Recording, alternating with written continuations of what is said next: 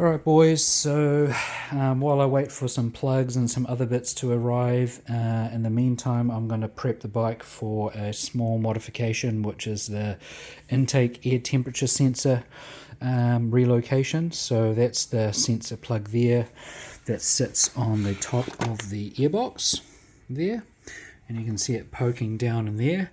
So what happens is when the bike gets hot and warm, it gives a bit of a false reading. This gets heat soaked. So this is air intake air temperature sensor, so it should theoretically be where the coldest point of air intake is from. So instead of being on the top of the airbox underneath the tank and getting all the residual heat from the top of the engine, it should theoretically be tucked up in sort of just around here. So you can buy a relocation kit thing that basically clicks into there, has longer cables, and then you move that thing to there. But I thought, fuck, they cost like about 150-60 bucks, and it's really just a whole bunch of wires. So I'm going to do the snipperoo on that and move that to up there and just run some wire to this. Now you do have to be careful with sensor wires. You do have to run the correct wire because of the resistance. You don't want to give an incorrect reading, but as I know, this is 20 AWG, so I'm going to get some 20 AWG wire, run that from the front. I've just loosened off the windscreen. It should sort of come off shortly, and then I'll remove the dash cluster, drill a hole down there, and then run some new wire to connect up there, so I get a good reading from where the air intake is over here rather than where the engine gets heat soaked later. So what that does is basically it effectively will reduce the power, not by a bunch, but like 3 or 4 horsepower. And you know, apparently it's quite a common modification to do on modern bikes or even vehicles. It's just to relocate it. So that's what I'm going to do. Put the screen off, unclick the dash, nice and easy.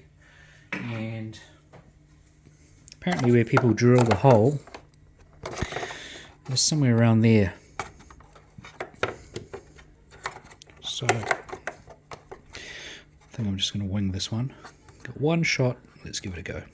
So I've just popped the sensor out of the airbox, just done the old snipperoo on the loom. So effectively I'm just moving that over to there and running the cables over. It's not really a major. Obviously before I start drilling, I'm just going to block that area off for any debris. So if any debris goes in there, we can sucker it all up. Right, so I found my location. I've only got a 10mm bit, so I'm gonna have to go to the stepping drill bits and use one of those fuckers.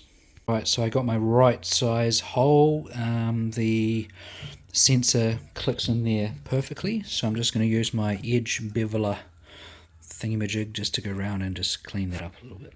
That's all cleaned up now, and I've done a bit of a vacuum around there, and of course we're going to use some compressed air to go around and give that fucker a bit of a clean.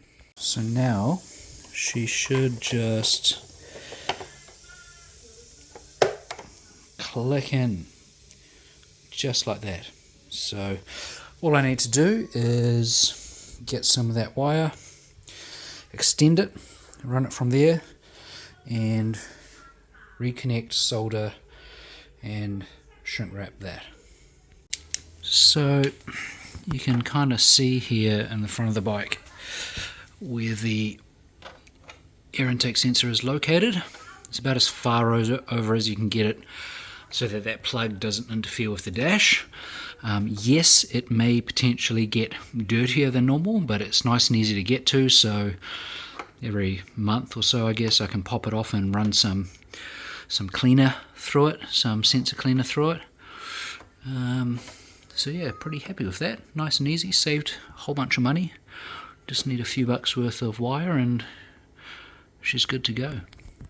One last thing, when you order that fancy kit, you actually do get this like bung plug, butthole plug that goes in there. So I was thinking of using silicone, but then I thought, could suck it in and it's past the air filter, so it could go down into the valves.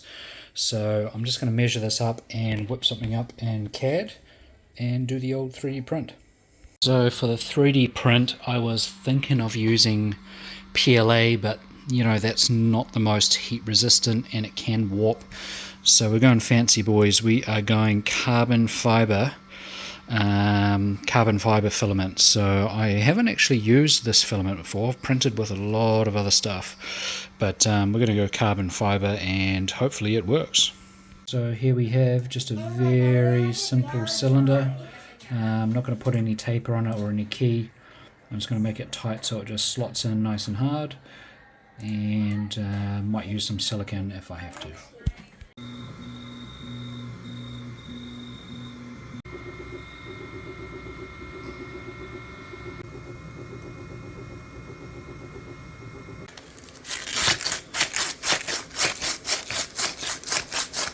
There she is, the carbon fiber bung, and put a bit of the MTV black in there, just in the little key socket, just a little bit, but it's pretty solid all the way down, so that should do the job.